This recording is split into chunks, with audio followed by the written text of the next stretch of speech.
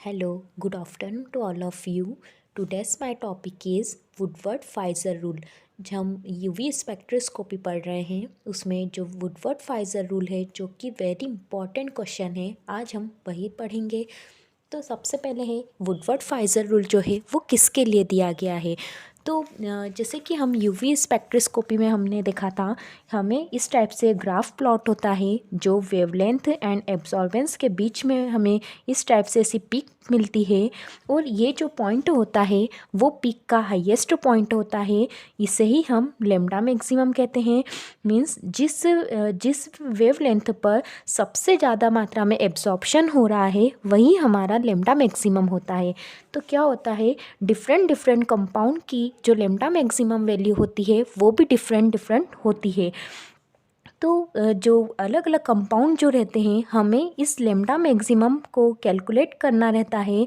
तो हम इसे कैसे कैलकुलेट कर सकते हैं। तो जो लेम्डा मैक्सिमम की वैल्यू को हमें फाइंड आउट करने के लिए हम जो है वो प्रैक्टिकली हम इसे निकाल सकते हैं। जैसे जो यूवी स्पेक्ट्रोफोटोमीटर होता है, जिस भी कंपाउंड का या सैंपल का हमें स्पेक्ट्रम प्राप्त करना होता है या लेम्डा मैक्सिमम की वैल्यू चाहिए रहती है, उसे हम जो सैंपल सेल रहता है उसमें रखते हैं, और हमें रिकॉर्डर में इस टाइप से ग्राफ जो है वो मिलता है। और ये लेम्डा मैक्सिमम जो है जिस वेवलेंथ पर आता है वही लेम्डा मैक्सिमम की वैल्यू होती है। तो जिस भी कंपाउंड का हमें लेम्डा मैक्सिमम चाहिए रहता है, हम उसे स्पेक्ट्रोफोटोमीटर के थ्रू उसे हम निकाल सकते हैं। अब ये जो प्रॉब्लम थी कि जिस भी कंपाउंड का हमें लेम्डा मैक्सिमम चाहिए, हम इसे प्रैक्टिकल करके ही हम इसे वैल्यू को निकाल सकते थे।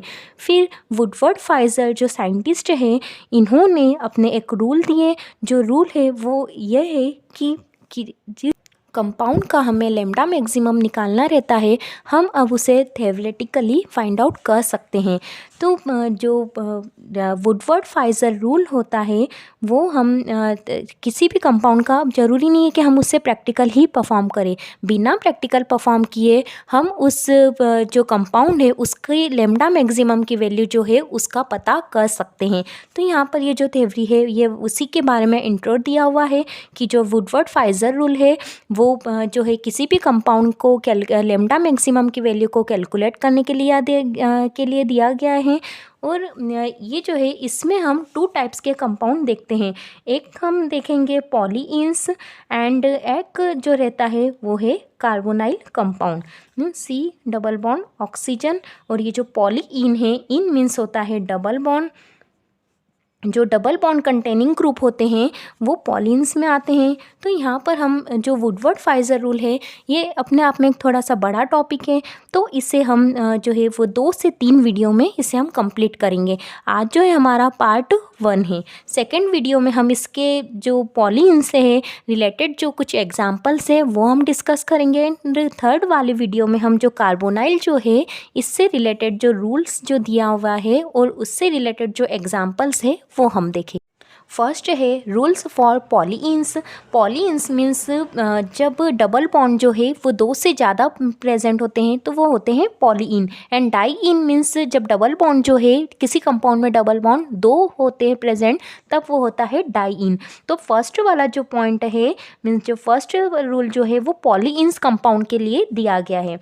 If 2 double bonds are present in a compound, then it is called die-in system. Means किसी कंपाउंड में यदि 2 डबल बॉन्ड प्रेजेंट है तो वो होता है diene compound.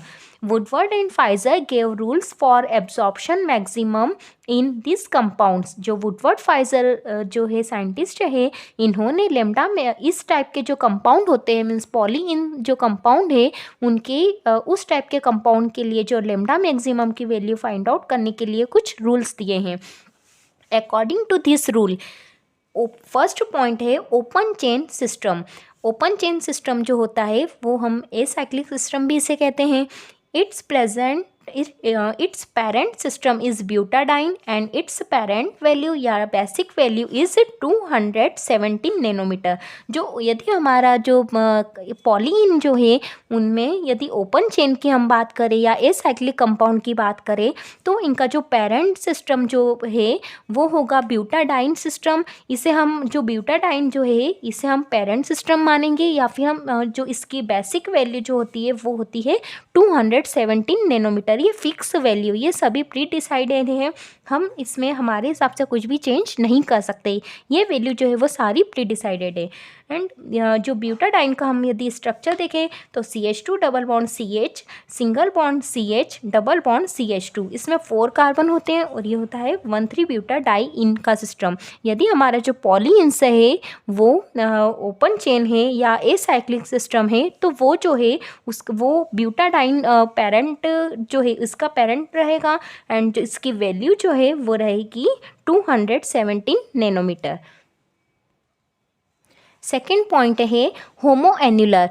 होमोएन्युलर means in homoannular diene both the conjugated double bond are the same cyclic ring। जो होमो का मतलब ही होता है सेम और hetero means different.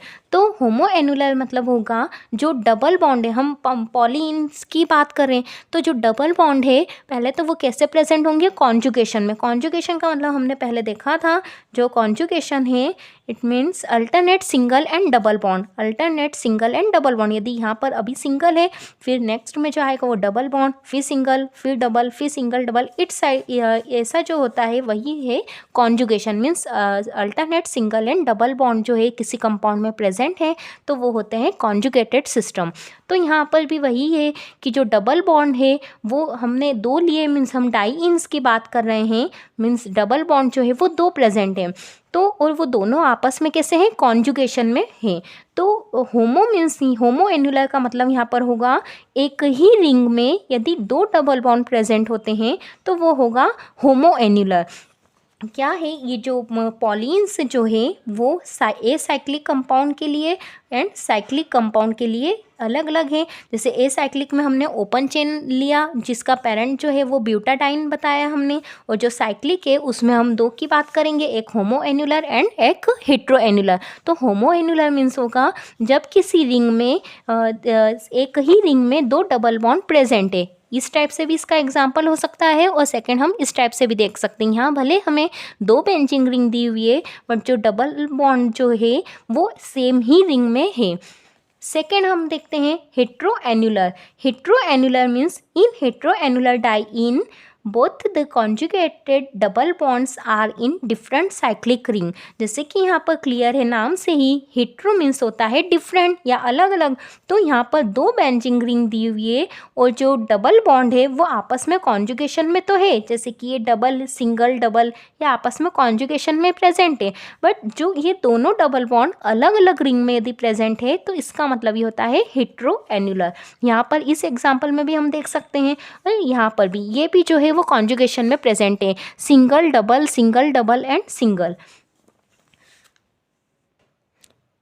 Fourth point है exocyclic and endocyclic conjugated double bond. Exocyclic means ये भी वही साइक्लिक स्ट्रक्चर की बात हो रही है। एक्सो मीन्स बाहर, ये साइक्लिक स्ट्रक्चर है और डबल बॉन्ड जो है वो कॉन्जुगेशन में है एंड साइकिल जो रिंग है उसके जस्ट बाहर है, रिंग से अटैच है और रिंग के बाहर यदि डबल बॉन्ड है तो वो होता है exocyclic. If the double bond is outside the ring means ये जो रिंग है इसके बाहर की ओर प्रेजेंट है बट वो रिंग से अटैच होना चाहिए और कॉन्जुगेशन में होना चाहिए, उस कंडीशन में वो होता है exocyclic conjugated double bond. Second है एंडोसाइक्लिक, इसका अपोजिट ये हो जाएगा, if the double bond is inside the ring, जो रिंग है इसके अंदर यदि डबल बॉन्ड प्रेजेंट है तो वो हो जाएगा एंडोसाइक्लिक। ये सारे इनके नाम से ही क्लियर हो रहे हैं। हमने इसके कुछ एग्जांपल्स लिए हैं। यहाँ पर जैसे हमने एक बेंचिंग रिंग ली है और अल्टरनेट में हमने यहाँ पर डबल बॉन्ड है, इधर सिंगल फिर डबल फिर सिंगल, मतलब ये जो है ये कॉन्जुगेटेड सिस्टम है एक। और यदि हम ये डबल बॉन्ड की बात करें तो ये जो बेंचिंग रिंग है इससे अटैच है जो डबल बॉन्ड, तो ये हो जाएगा एक्सोसाइक्लिक, क्योंकि ये रिंग के जस्ट बाहर जुड़ा हुआ है। और यदि हम इस डबल बॉन्ड की बात करें तो ये जो है वो रिंग के अंदर प्रेजेंट है, तो ये हो जाएगा एंडोसाइक्लिक। और है सेकेंड एग्जाम्पल जो है इस टाइप से हम देख लेते हैं। इसे हमने हमारे समझने के लिए ए और बी नाम दे दिया है। तो जो रिंग ए के लिए ये जो है ये डबल बॉन्ड जो है वो एक्सोसाइक्लिक का काम कर रहा है। यहाँ पर हमने लिखा है exocyclic to ring A, means ये जो है ये रिंग ए से जस्ट यहाँ पर जुड़ा हुआ है। तो ये जो है ये वाला डबल बॉन्ड वो रिंग ए का एक्सोसाइक्लिक रहेगा। और यहाँ इस एग्जाम्पल में हम देखें तो ये भी आपस में कॉन्जुगेशन में प्रेजेंट है, contains two exocyclic bonds, means इस रिंग के लिए ये एक्सोसाइक्लिक रहेगा और इस रिंग के लिए ये एक्सोसाइक्लिक रहेगा। फिर है लास्ट पॉइंट रिंग रेसिड्यू। यहाँ पर हम एक रिंग रेसिड्यू बार बार वर्ड आता है तो उसको हम समझ लेते हैं। रिंग रेसिड्यू का मतलब होगा जब रिंग जो है वो कॉन्जुगेशन में प्रेजेंट होती हैं तो जो रिंग से जो डबल बॉन्ड अटैच होता है उससे अलग करना। उसे अलग करने के लिए जैसे हम इस टाइप से समझ सकते हैं, सपोज़ ये एक बेंजिंग रिंग है और यहाँ पर ये जो डबल बॉन्ड प्रेजेंट है तो ये इस रिंग में जो डबल बॉन्ड प्रेजेंट है तो इस रिंग से मुझे डबल बॉन्ड को अलग करने के लिए जैसे यहाँ सपोज़ हम यहाँ पर एक कट लगा सकते हैं और यहाँ पर कट लगा सकते हैं। तो टोटल मैंने कितने कट लगाए हैं यहाँ पर 2। तो ये जो 2 है वही होता है रिंग रेसिड्यू। इसे हम सिंपल लैंग्वेज में समझ सकते हैं कि जो डबल बॉन्ड है उसे रिंग से अलग करने के लिए हम जो कितने मतलब कितने हम यहाँ पर कट लगा रहे हैं तो वही होता है ring residue. All dienes have definite base value. जितने भी डाई-इन्स रहते हैं इनकी वैल्यूज़ जो होती हैं वो सभी निश्चित है, इसमें हम कुछ भी चेंज नहीं कर सकते हैं। Lambda maximum value depends on some factors. जो लैम्डा मैक्सिमम की वैल्यू है वो कुछ फैक्टर्स पर डिपेंड करती है। तो हम ये देख लेते हैं, if an alkyl group is attached to the diene then the value of its lambda maximum will change. यदि हमारा कोई कंपाउंड है उसमें कोई एल्काइल ग्रुप मीन्स कोई सब्स्टिट्यूएंट यदि ऐड है तो उसकी जो लैम्डा मैक्सिमम की वैल्यू रहेगी वो थोड़ी सी चेंज हो जाएगी। सेकेंड है, if a ring residue is attached to the diene then the value of its lambda maximum will change. Means जैसे कि सपोज हमारे जो रिंग है उसमें कोई रिंग रेसिड्यू यदि प्रेजेंट है, कोई हमने इस टाइप से कोई कंपाउंड लिया है और रिंग रेसिड्यू मीन्स जो डबल बॉन्ड है उसे रिंग से अलग करना, वही होता है रिंग रेसिड्यू। तो यदि हमारे कोई कंपाउंड में डबल बॉन्ड प्रेजेंट है मीन्स रिंग रेसिड्यू इसमें लगेगा। तो रिंग रेसिड्यू यदि प्रेजेंट है तो वो भी जो लैम्डा मैक्सिमम की वैल्यू है उसमें चेंज हो जाएगी। If extension in the double bond in A compound the value of its lambda maximum will change. Means यदि कोई हमारा जो डाई इन कंपाउंड है, डाई इन मीन्स डबल बॉन्ड 2 यदि प्रेजेंट है जब तक तो ठीक है, बट यदि डबल बॉन्ड जो है उसकी संख्या 2 से ज़्यादा है, मोर देन 2 मीन्स 3 है या 4 है, तो वो डबल बॉन्ड को एक्सटेंड कर रहे हैं। तो उस कंडीशन में भी लैम्डा मैक्सिमम की वैल्यू जो है वो चेंज हो जाती है। अब हम यहाँ पर ये जो लैम्डा मैक्सिमम फॉर पॉलीइंस ये जो टेबल दी हुई है ये जो वैल्यू है ये सारी फिक्स है। इसमें हमें इस वैल्यू को ऐसे के ऐसे ही इन्हें हम सेम याद करना है।